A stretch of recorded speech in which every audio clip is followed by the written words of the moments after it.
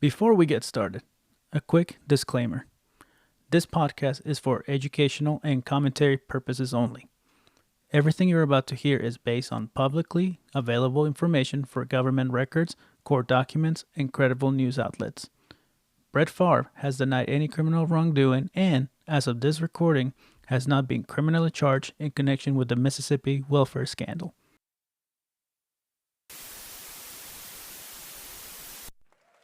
Who would have ever thought that a young man from Kill, Mississippi would hold every passing record in NFL history at one time?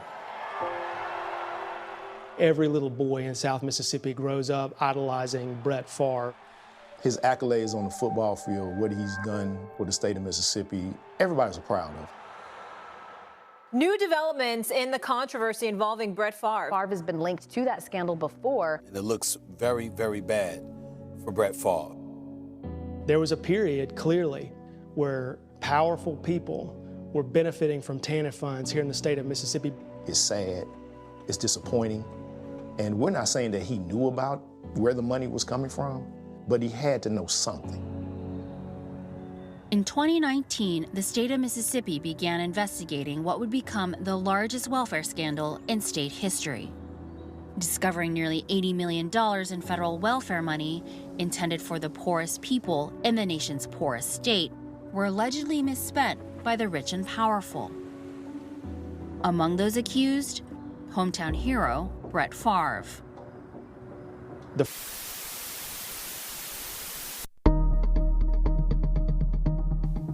Let me just ask the question that nobody on ESPN seems to have the guts to ask. How the hell does a man who made over $140 million playing football and still cashes checks from Copper Sleeves and Wrangler jean commercials decide to take money meant to feed poor families? This is not a clickbait. This is not an exaggeration. This actually happened. Welcome to The Problem With, the podcast where we dig into how the rich and powerful keep getting away with it. I'm your host, Luis, and today we're kicking off a special arc on white-collar crime with one of the most disgusting cases I've come across. One where a millionaire sports icon dipped into the public welfare fund of the poorest state of America. Yep, we're talking about Brett Favre. Let's break it down. TANF. Temporary Assistance for Needy Families. Sounds novel, right? It's supposed to be a lifeline for people in deep poverty. Parents struggling to pay rent, people trying to buy diapers, or keep the heat on. In Mississippi, where nearly 1 in 5 residents live below the poverty line, over 80% of TANF applicants are denied. 8 out of 10 people who go to the state saying, "Hey, I need help to survive," they get a hard no. And while that's happening, while people are being told there's not enough money, $77 million was being funneled into fake nonprofits, shady consulting gigs, bogus speaking fees, and yes, a volleyball stadium. People were out here being denied a couple $100 to buy groceries, while state officials were handed out blank checks behind closed doors like it's a monopoly money. This wasn't a paperwork mistake. This was organized theft. It was a pipeline from taxpayer dollars to political favors, and Brett Favre, he was right in the middle of it. Here's what went down. Favre used his connections, friends in government, influence for being a Mississippi football legend, to get $5 million in welfare funds redirected to build a volleyball facility at the University of Southern Mississippi. Let me be crystal clear. This was not a state-funded public project. This wasn't some youth sports initiative. It was a building for the college team where his daughter played. And he didn't offer to raise the funds himself. He didn't donate a dime. He went straight to the governor and asked for public welfare funds. And it worked. That's not all. Favre also pocketed $1.1 million for speaking engagements he never attended. When the state asked for the money back, he only returned it after public pressure. And even then, it took multiple payments. The auditor's report show he still owes interest. The biggest smoking gun? This text message from Favre to nonprofit executive Nancy New. And as I quote, "If you were to pay me, is there any way the media can find out where it came from and how much?" This is a direct quote. It's in a court filing, and that's not a guy confused about paperwork. That's a guy who knows he's doing something shady. That's not confusion. That's not, "Oops, I didn't know." That's a man trying to cover his tracks. That's a blueprint. This is not about bad judgment. It's about someone who always believed the rules don't apply to him and who's been right every time. You want to know what happens to people in Mississippi who lie on benefit applications? Well, let's ask Letitia Brooks, a single mom who misreported her income to get $900 in food stamps. She was sentenced to 18 months in prison. That's the gap. That's the injustice. A mom, quote unquote, steals $900 because her kids are hungry. She's considered a criminal. Brett Favre misuses millions in federal funds. He gets a press release and an attorney. And it gets worse. Favre actually sued two sports commentators, Shannon Sharpe and Pat McAfee, for talking about this scandal on their shows. That's right. He's trying to silence people for saying what everyone's thinking. This is theft, period. Meanwhile, the media give it a couple headlines and moved on. No ESPN deep dive, no Netflix documentary, just another rich white guy protected by silence. This is the American justice system in action. If you're famous enough, white enough, and rich enough, you don't get handcuffs. You get controversy. You get to go on Pat McAfee's show and tell your side. If you're broke and desperate, you get locked up. So the question is, how did we get here?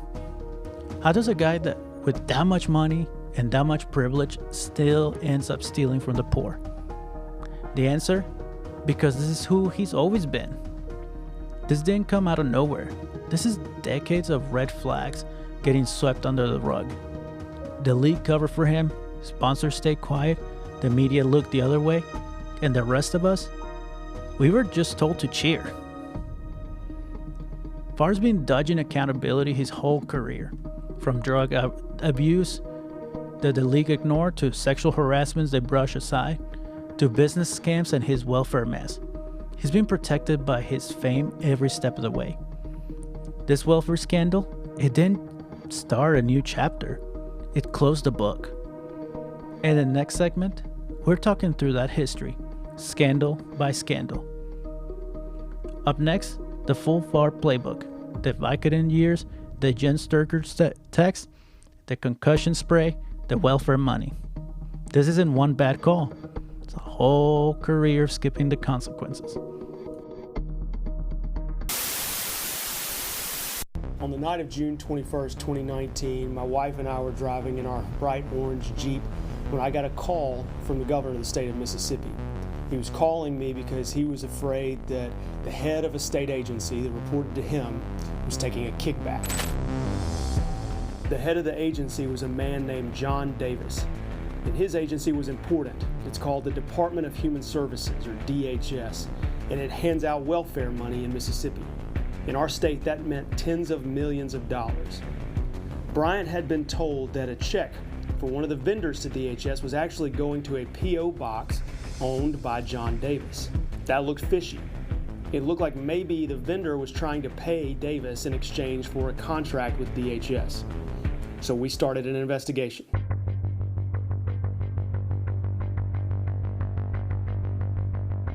By we, I mean the Office of the State Auditor.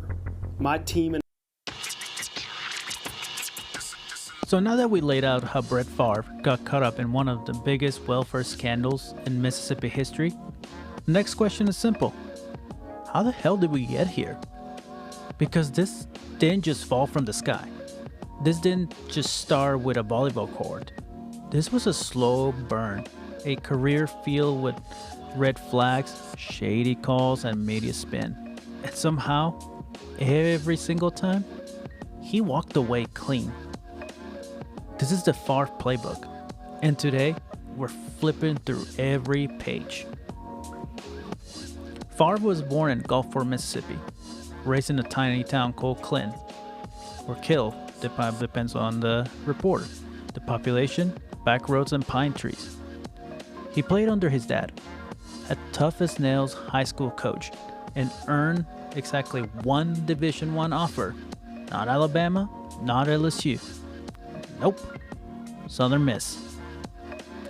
He was a 7th string quarterback, not QB2. 7th. But grit, recklessness, and a rocket arm carried him to a starting job. He made headlines for big wins over Auburn and Florida State. Then came the NFL. He was drafted by the Falcons in 1991. Favre barely lasted a season. Atlanta head coach Jerry Glanville literally said it. It will take a plane crash for him to put Favre in a game. So no, not a great star.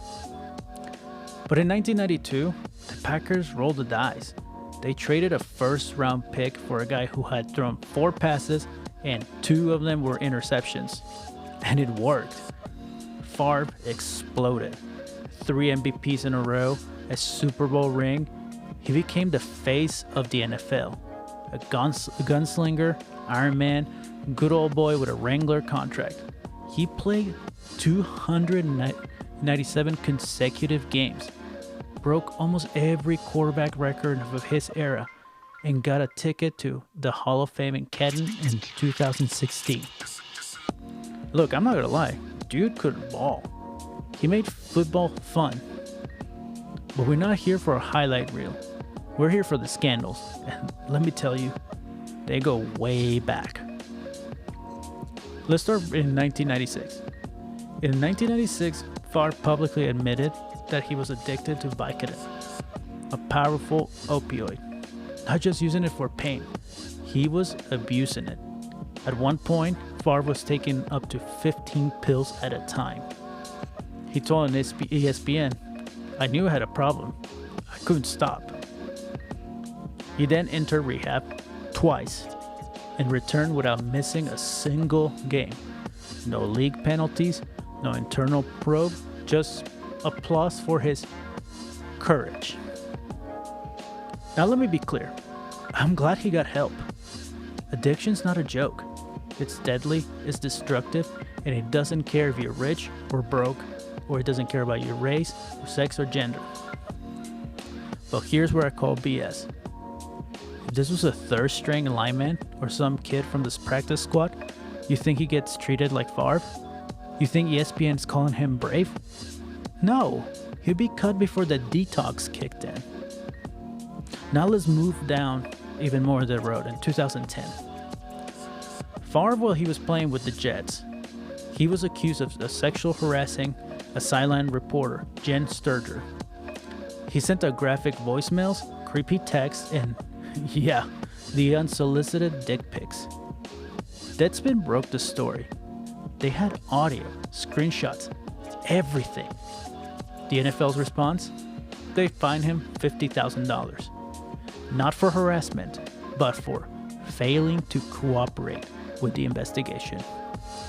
He kept his job, kept his sponsors. Meanwhile, Jen Sturger, on the other hand, she was blackballed, lost jobs, branded as a distraction. This is from a quote from an interview in Time. "I was the one being punished. He walked away with a fine and another endorsement." Let me be real. If a teacher, an office worker, or a UPS guy pulled that, they would be fired. Charges, career over. Favre, he got a slap on the wrist and a new Levi's deal. And just like that, case closed, no apology, no accountability. Now let's move forward even further.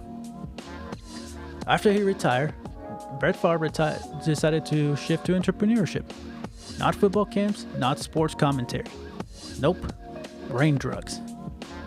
He backed the nasal spray that he claimed could prevent concussions. He told Fox News, This is going to help prevent concussions before they happen. Doctors call it a scam. The FDA never approved it. There were 0 peer-reviewed studies. Then came Prevacus, a concussion treatment company Favre was financially involved in. And guess what? It received over $2.1 million in Mississippi welfare funds. Money meant for TANG, also known as poor families. And how did they get that money? Favre helped arrange meetings between Prevacus CEO and Governor Phil Bryant. One text even shows Favre asking Bryant to use his influence to push the deal through. So the man who spent decades risking his brain is now peddling sketchy miracle cures and quietly funneling state welfare money to support it. Sounds less like a Hall of Famer or more like a con man in a Wrangler ad. And then it all comes together in Mississippi's $77 million welfare fraud case, the biggest in state history. Here's what Favre did. 1. He got paid $1.1 million to make motivational speeches that he never gave. 2. He pushed for $5 million in welfare funds to build a volleyball stadium at the University of Southern Mississippi while his daughter was playing on the team. 3. He texted state officials asking, if you were to pay me, is there any way the media can find out where it came from and how much? Even University of Southern Mississippi president warned the governor, and I quote, "This project is much more expensive and unnecessary than people realize." End quote. Favre eventually paid back the $1.1 million, not the interest. As of 2023, he still owes over $228,000. No charges, no trial, no jail. Just a civil lawsuit and a couple of headlines. Meanwhile, the people this money was supposed to help, they got nothing. Literally 0. We're talking about TANF, a fund so strict that 99% of applicants in Mississippi get denied. But Favre got paid, got help, got away. So let's tally it up. Vicodin gets help, keeps playing. Harassment, no charges, gets endorsements. Fake concussion spray, media rollout, no science. Welfare fraud, pays a little back, no prison time. And yet we're told this is just a poor judgment, a misstep? Nah. This is a career built on privilege, protection, and media spin. It's not that Brett Favre broke the system. It's that he never had to follow it in the first place. Coming up next, we talked about the playbook, the pills, the text, the snake oil concussions cure, and how Brett Favre always finds a way to come out clean. But now, we get to the scandal that should have been the final straw. We're talking about millions in stolen welfare money from one of the poorest states in the country. Favre's names, it's all over it. The receipts, text messages, and the money, gone. Coming after the break, that full timeline of how the Hall of Famer ended up at the center of the biggest public fraud case Mississippi has ever seen, and still hasn't been charged.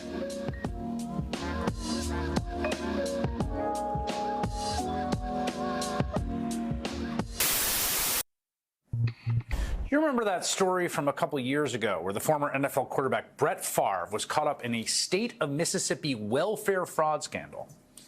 It involved state officials diverting funds meant for poor, mostly black women and children, according to public records. The series ran in this small nonprofit outlet called Mississippi Today, and we featured it on our show quite a bit. We spoke with Anna Wolf, the reporter who broke the story back in September of 2022. It was just a remarkably impressive piece of investigative journalism that went on to win a Pulitzer last year. But since then, as NBC News correspondent Ken Delanian explains, the reporter has been embroiled in a lawsuit that might land her in jail. So at this point, we talked about how Brett Favre has a pattern. Bad decisions, shady choices, 0 consequences. But now we're getting into the scandal. The one that, in a just world, should have ended his legacy and brought real punishment. We're talking about the Mississippi welfare scandal. Now, if you only skim headlines, you might think Favre just took a little money to build a volleyball court. But no, this thing goes so much deeper. This was a system, a pipeline, an organized effort that took tens of millions of dollars meant to help the most vulnerable families in the poorest state in America, and rerouted it straight into the pockets of people who already had everything. Let's go step by step. 2017. Everything starts with a guy named John Davis, who ran the Mississippi Department of Human Services. You know, the agency that's supposed to help families in crisis.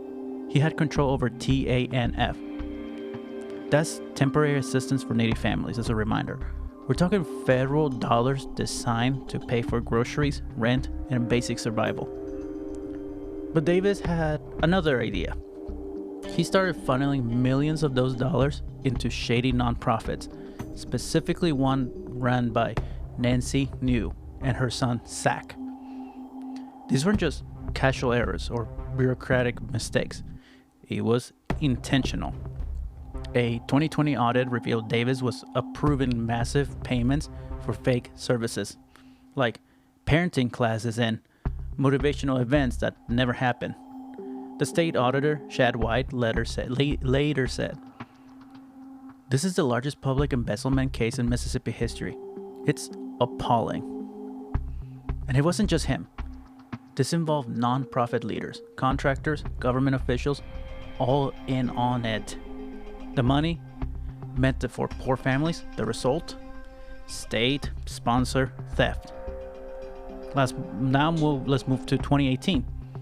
Now here comes Brett Favre. In 2018, Favre's daughter is playing volleyball at Southern Miss. And Brett, he's a big booster. He wants to help build a brand new $5 million volleyball facility. All right, cool. If you're rich, build something for your alma mater. That is fine. But here's the thing.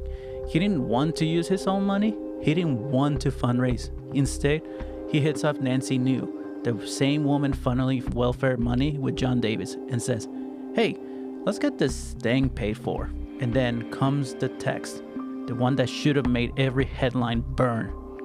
"If you were to pay me, is there any way the media can find out where it came from and how much?" That's a real message from Brett Favre to Nancy New. Like, come on. That's not a guy doing a good deed. That's a guy plotting a cover-up.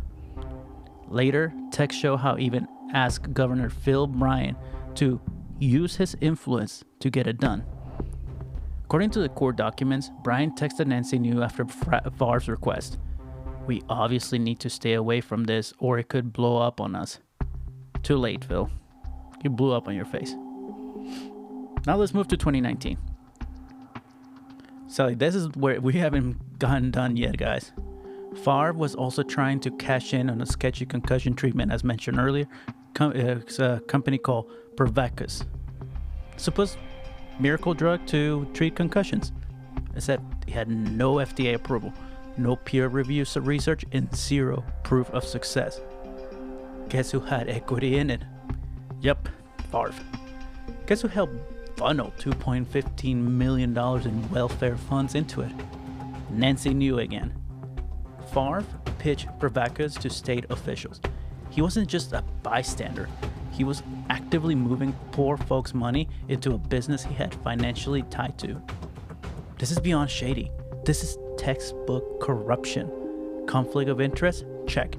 Misuse of public funds? Check. And yet, we move to 2019. Finally someone starts asking questions.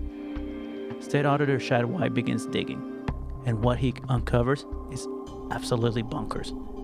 An audit reveals that $94 million in TANF funds were either misused or flat out stolen. I quote, "This wasn't just money going missing, this was fraud." And Favre, he got $1.1 million to give speeches about family and community. But Favre never showed up.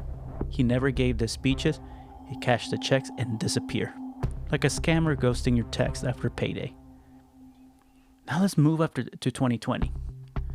When this all started hitting the fan, Favre played dumb, said he didn't know where the money came from, claimed innocence, but the state had receipts. He gave the money back after pressure, but refused to return $228,000 in interest. Who else gets to steal money, return it late, and go, nah, I'm not paying the late fee? Only rich people, man. Only the famous ones. Now let's move to 2021 and 2022. Now here's where it gets real dirty. Thanks to the relentless reporting from Mississippi Today, shout out to Anna Wolf's series of The Public, finally saw the full text exchange between Favre, Nancy New, and Governor Bryant. These weren't misunderstandings. They were scheming in the message show. Favre asking how to keep the media from finding out, Nancy New explaining how to route the money quietly, and Governor Bryant being fully aware and cautious about exposure. This wasn't a slip-up. This was coordinated. And guess what? Nancy New pled guilty. John Davis pled guilty. Zach New pled guilty. Favre still hasn't been charged. Now let's move to 2023. So now, Favre is fighting back. Not by owning up, but by going after anyone who talks about it. He filed a defamation lawsuit against Shannon Sharpe, and Pat McAfee, and reporters at the Mississippi Today. Basically, don't expose me or I'll sue you. And yet Sharpe said it best in his show. If you don't want your name attached to something, don't do it. Facts. Now, here's a layer a lot of folks don't talk about. And it matters. Brett Favre isn't just a retired quarterback with a scandal behind him. He's also a public figure who's leaned into right-wing politics in the post-Trump era. He's done interviews on Fox News, called Trump a champion of the people, and posted about cancel culture like it's out to get him personally. And let's be real, that kind of alignment, it comes with a built-in shield. Certain corners of America saying you support Trump or standing on a so-called anti-woke platform automatically buys you loyalty. Suddenly, you're not a millionaire involved in a welfare fraud case. You're a patriot being targeted by the media. And that spin worked. On conservative media, Favre was barely a story. Some outlets even painted him as a victim of liberal smear campaigns. Meanwhile, everyday people in Mississippi were still wondering where the benefits went. In the same playbook we've seen before. Play up your outsider image, blame the press, make it political. Does that erase the facts of the case? No. But it absolutely shapes how people respond to those facts. When you're famous and politically aligned with a certain side, you don't get a pass. You get a rallying cry. And that right there is part of the problem. Let me just hit you with the breakdown one more time. $94 million in welfare funds misuse. $77 million of that straight up fraud. $5 million for a volleyball stadium, $2.15 million for Provacus, and $1.1 million to Favre for ghost speeches. $228,000 in unpaid interest. And this is Mississippi, where 1 in 5 people live below the poverty line. This wasn't just some victimless white-collar crime. This was a real harm. People didn't get help. Kids went hungry. And while a millionaire quarterback was trying to play real estate developer with taxpayer money. So that's the story. Not just one selfish decision, but a network of corruption, fraud, and favoritism. And Brett Favre was right in the middle of it. He didn't get indicted, he didn't even get a charge, and he's still out here acting like he's the victim. Meanwhile, you got people in Mississippi doing hard time for falsifying a welfare application just to get $900 to buy diapers and groceries. Next up, we're going to talk about those people. The ones who don't have fame, lawyers, or connections. The ones who get locked up for surviving while the rich play by their own rules. This scandal isn't just about Brett Favre. It's about the broken justice system that protects privilege and punishes poverty.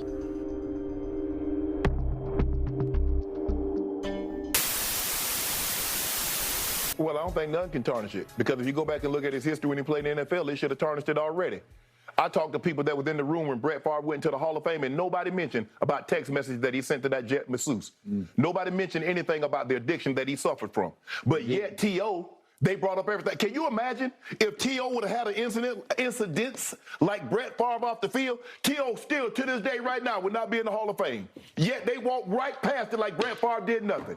That is true. I give you that. The problem that I have with this situation, you got to be a sorry mofo to steal from the lowest of the low. Skip, Mississippi is the poorest state in our country. It is. Its citizens. So if they're the poorest state, Brett Favre is taken from the underserved. You made $100+ million in the NFL.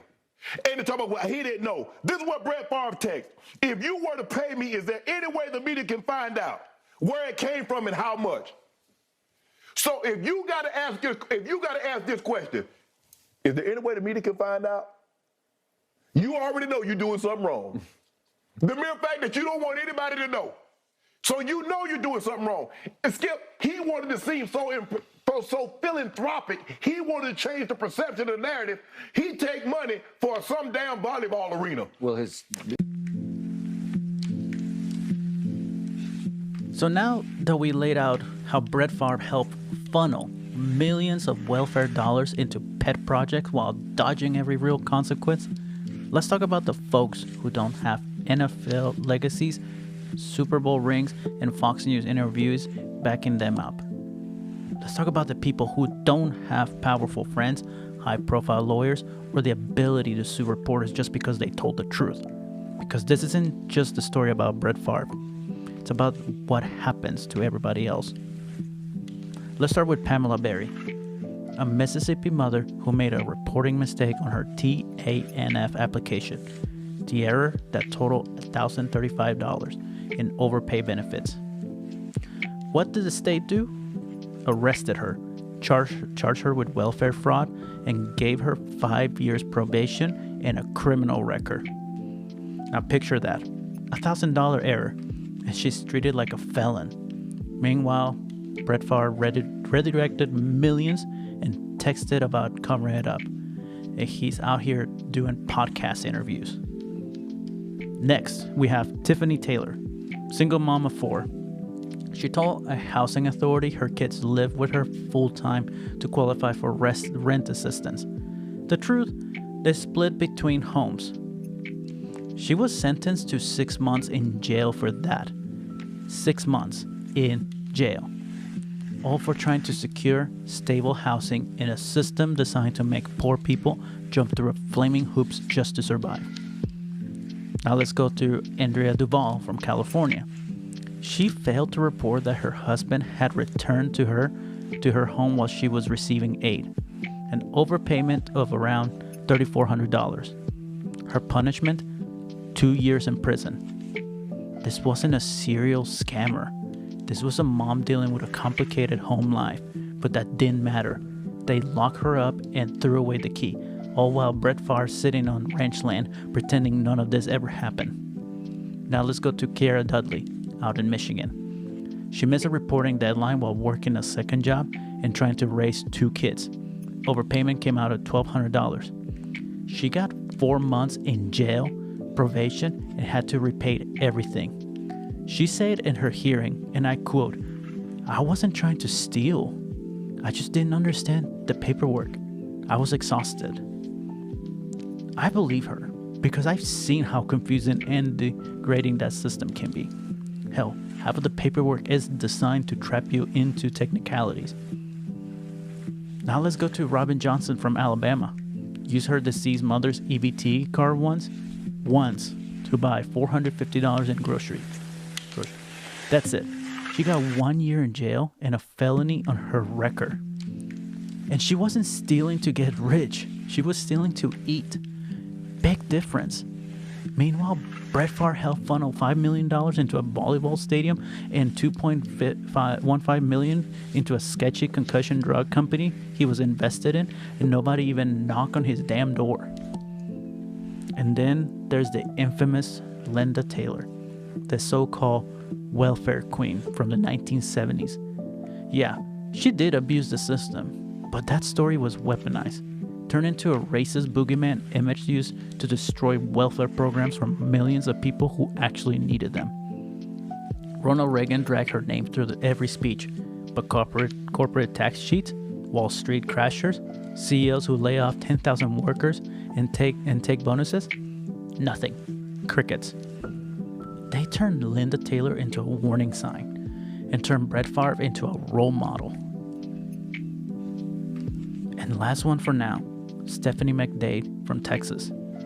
She didn't report that her boyfriend had moved in. Overpayment, $2,200. Her sentence, 15 months in federal prison. Let me say that again. 15 for not reporting a live-in partner. Now imagine if Favre served just 1 month per million he misused, he'd still be locked up well into the next decade. Now let's talk averages.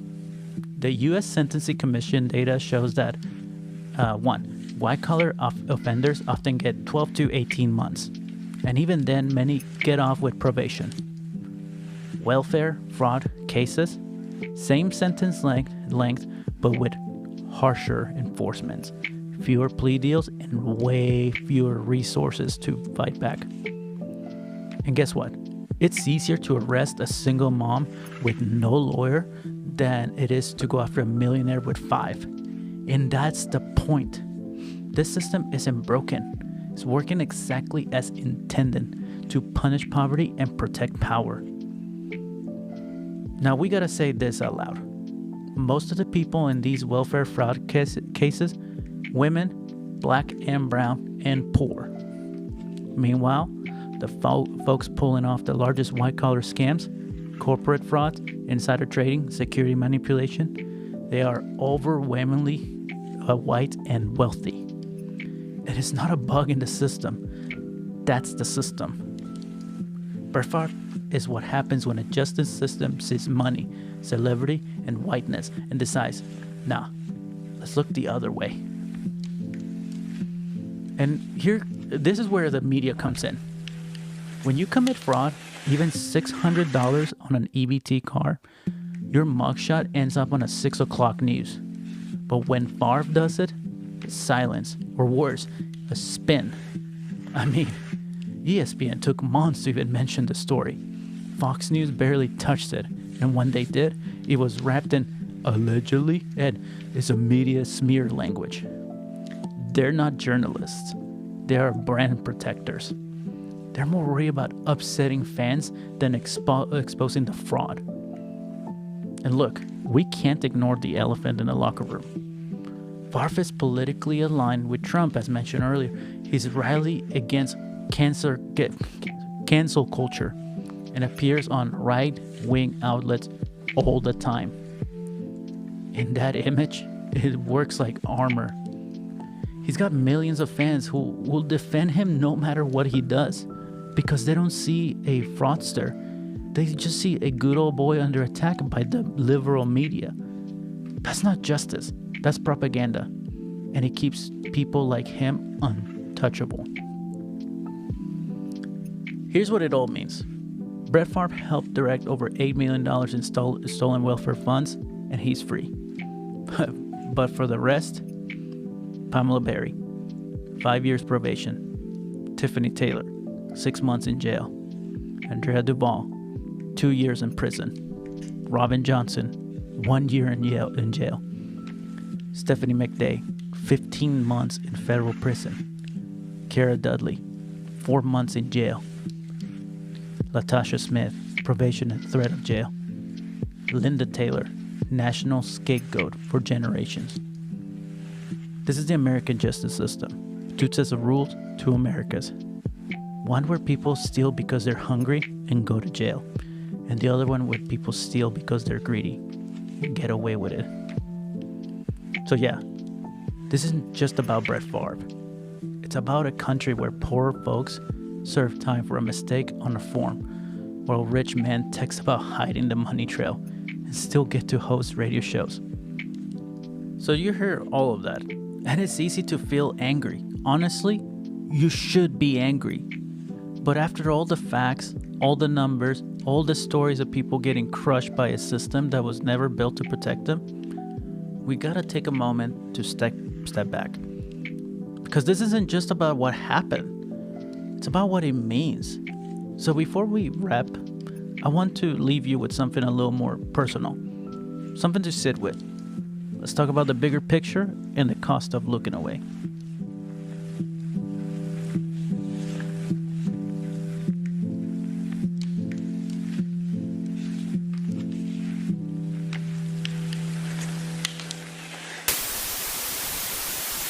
He was, at one point, the epitome of perseverance, a gunslinger revered by any fan of the green and gold. States have too much flexibility on how they spend this money, which leads to waste and abuse. But Tuesday, one of the NFL's best quarterbacks tries his hand at defense, all because of a welfare scandal in his home state of Mississippi. When this started, I didn't know what TANF was.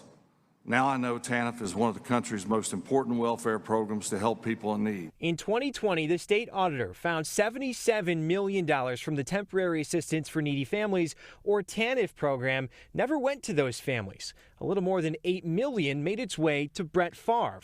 $1.1 million for speaking appearances he never made, $5 million for a volleyball facility at his daughter's university, and $2.2 million for a drug company he invested in that was working on a breakthrough concussion drug. We don't really have an idea why he was just called as an expert witness on welfare reform. AJ Perez is a senior investigative reporter at Front Office Sports who's followed the state civil lawsuit in which Favre is a defendant. He says the case has revealed a lack of accountability on that money, though it's odd to have Favre as the spokesperson for change. He's a well-connected individual. There are many well-connected individuals in Mississippi who took advantage of this. So here we are. We started this episode talking about Brett Favre, a football legend, a Hall of Famer, a man with every advantage, who still helped steal millions meant for people who had nothing. But we didn't just stay there, because this story is not really about just one man. It's about the people we don't see, the ones at the margins, the ones who fill out forms asking for help and get handcuffs instead. It's about the single moms, the tired workers, the people who made a mistake and got thrown into the legal system, while the powerful get a press release and a PR team to spin their crimes into misunderstandings. And this is what happens when we look away, when we let fame, race, wealth, and political alignment decide who gets punished and who walks free. And here's the part that really sits with me. We know this is not new. We saw it when Wall Street torched the economy. We see it when Big Pharma overcharged for life-saving meds. And when politicians cut the social programs that people actually depend on and call it fiscal responsibility. This isn't a broken system. It's a system working exactly the way it was designed to work. And I'm sick of watching people pretend that's okay. And just let me be real for a second. I actually grew up with comfort and security. The kind of life where we didn't have to think about or worry about food or rent or survival. But as my parents died, we lost it all. And when you lose everything, you'll learn real quick who the system is built to protect and who it's built to bury. So no, this ain't some distant thing I'm yelling about from the sidelines. I've seen both sides of the line. I've seen what happens when your name doesn't matter anymore, when the safety net disappears and the judgment shows up really fast. That's why I take this personally, because every dollar that got stolen, that was supposed to be there for someone trying to keep their lights on, or buy groceries, or keep their kids fed during a crisis. And Brett Favre helped make sure it didn't. So if you're still listening, thank you. Thank you for not looking away. Because people like Favre count on us to be distracted, too tired, or too cynical to care. But that's exactly when we have to step in. Because this can't just be a story we shake on our heads And this has to be a rallying point. We need to demand action, not just from Favre, but from the politicians who enabled this, from the prosecutors who haven't filed charges, and from the governors and lawmakers who said nothing. Call them out, email them, show up. Demand that this system works for all of us, not just the rich, famous, and well-connected. And when it's time to vote, remember who looked away. And let me be clear, this isn't about canceling anyone. This is about accountability. This is what justice that actually means something, not just for the poor, but for everyone. Because if we're not all equal in the eyes of the law, then what the hell are we doing? So here's my final question for you. Do we still believe in a country where the law applies to everyone? Are you kidding me? Or are we just gonna keep letting power rewrite the rules? Because it's getting dark, guys. And this time, it's getting worse. So please, start telling your friends. Keep your eyes open, guys. This is a scary time for us. And just this episode alone, I wanted to bring the light of what the wealthy and the powerful are willing to do to us. This has been The Problem With. I'm your host, Luis. Until next time, stay sharp, stay loud, and stay with your eyes open.